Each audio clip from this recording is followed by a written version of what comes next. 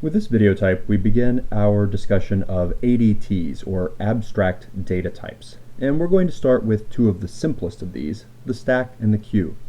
The idea of an abstract data type, as the name abstract implies, there are parts of it that really aren't specified, at least not in detail. An ADT has a list of operations that you can perform on it, and it tells you kind of a contract of what those operations are supposed to do. The abstract aspect is that it does not tell you how they're going to do them. In certain ways, the set and the sequence and the map that we just looked at in the last chapter, those are ADTs. You know what you can do with them. You know that you can index into them. If in the case of a sequence, you can index in with integers. With a map, you can index in with a key, and it gives you back a value. With a set, you can check for whether something is contained. It tells you what types of operations you can do, but it tells you nothing about how they're being done. You really have no idea about how many of the different types of sequences work. And you might know some of them, but it doesn't matter. In fact, in some ways you're not supposed to know, other than when you pick between them, you might know that certain types of implementations are more efficient at certain things than others. The stack and the queue are fundamentally kind of pretty much the simplest forms of ADTs. They're simpler than the sequence or set or map. And so this is where it's a good starting place for us. So I'm actually going to create traits for both stack and queue, and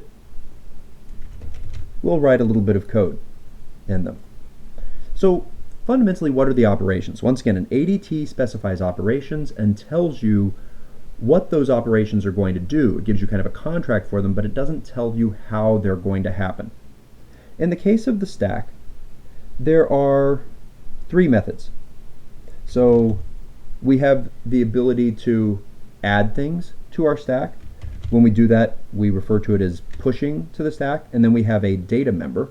Well, I want this to work for anything, so this is actually, we're going to go ahead and bring in a type argument. So I should be able to push anything of type A onto this. That's, sorry, not the right syntax. A colon A.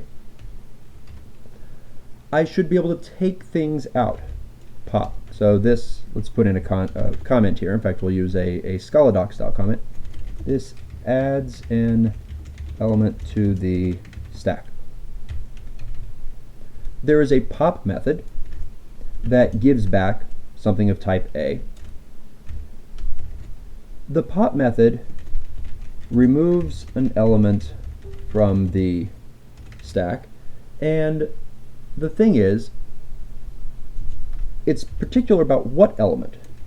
The element that is removed is the one that was most recently added.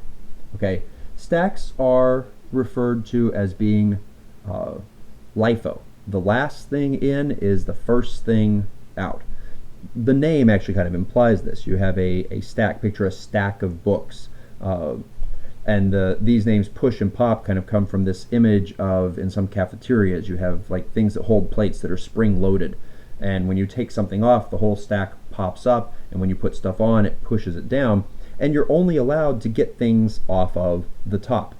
That is kind of the idealized image of a stack. Really, those are the two most fundamental operations. To make it useful, I'm going to add two other operations. A peek,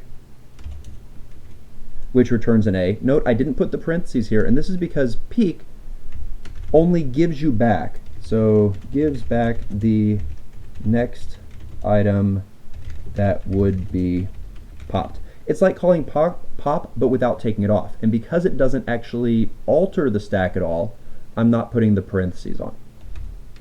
The other one that's very helpful is an isEmpty. Again, it doesn't change anything, so I'm not putting parentheses there.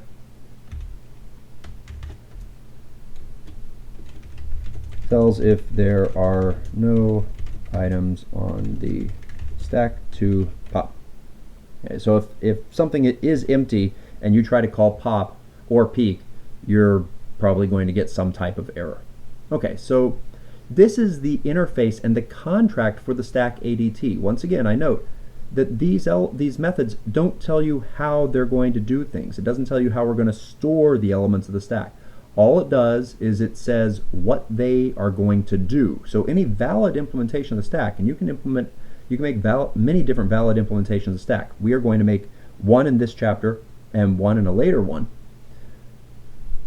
They're going to fundamentally differ in how they store things inside of the memory of the computer, but they will adhere to this contract. So what about the queue? Well, it turns out the queue has very similar methods. Once again, we're going to make it so it can work with any type, so we'll pass in a type parameter A. Instead of having push and pop, we have methods called enqueue and dequeue. The enqueue method takes an item to add, and the dequeue method returns an item. So they're very, very similar to push and pop. The difference is which item comes off. So enqueue adds an item to the queue. The dequeue removes the item that has been on the queue longest. So queues are often called FIFO. The first thing in is the first thing out, and we said that stacks are LIFO. The last thing in is the first thing out.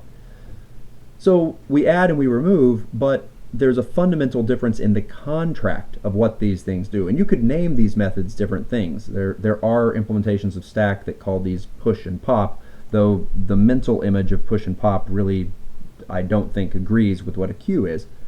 A queue is like getting in line. So in fact, if you're from the UK, you talk about getting in queue or getting on queue, as opposed to getting in line, which is the terminology that we use in the US. And when you get in line for something, you expect the first person in line is going to be the first person served. Once again, to make this usable, it's actually helpful to add a peek and is empty, which pretty much do the same things that they did in the stack. There are some that would be dequeued instead of popped, and